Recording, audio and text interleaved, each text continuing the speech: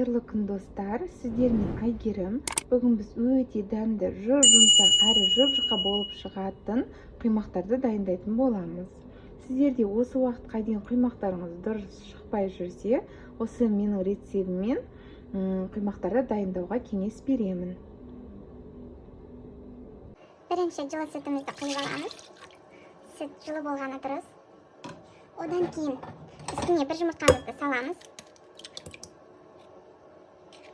Одан кейін 200 грамм су. Одан кейін сұйық майымызды құямыз. Одан кейін қантымызды саламыз. Солай жақсылап кішкене щепотка соли. Сосын жақсылап араластырып аламыз. Қантымыз ерігенше кішкене жақсылап араластырамыз. Содан кейін ұнымызды жайлап араластыра отыра салып отырамыз.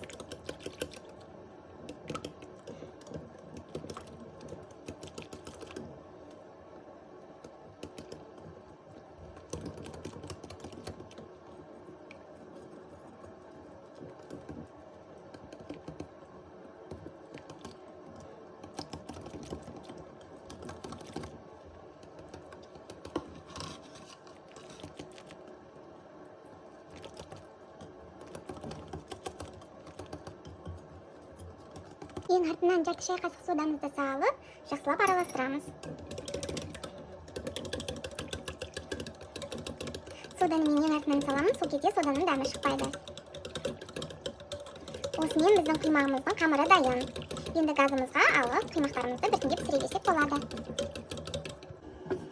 Табамыздың астын жақсылап майлап аламыз. Отымыздың астын жай баяулатамыз.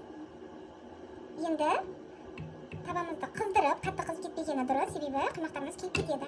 Кішкене қыза бастаған кезде құймақтарымызды құйып, қолымыздың көмегіне дөңгелек етіп, біртіндеп пісіріп аламыз.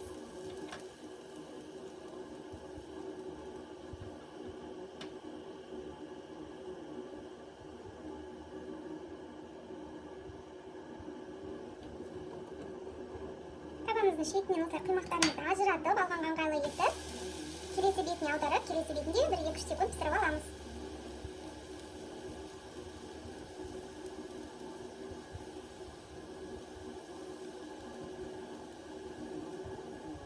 Осылайша барлығын қалған құймақтарды құйып пісіре береміз. Өте оңай әрі тез. Мінекей біздің құймақтарымыз дайын. Қарасаңыздар, қамыры өте жұп-жұмсақ, жұп-жұқа болып шықты. Қалауларыңыз бойынша творог, сметана, сгущенка қосып жесеңіздер болады. Астарыңыз дәмді болсын.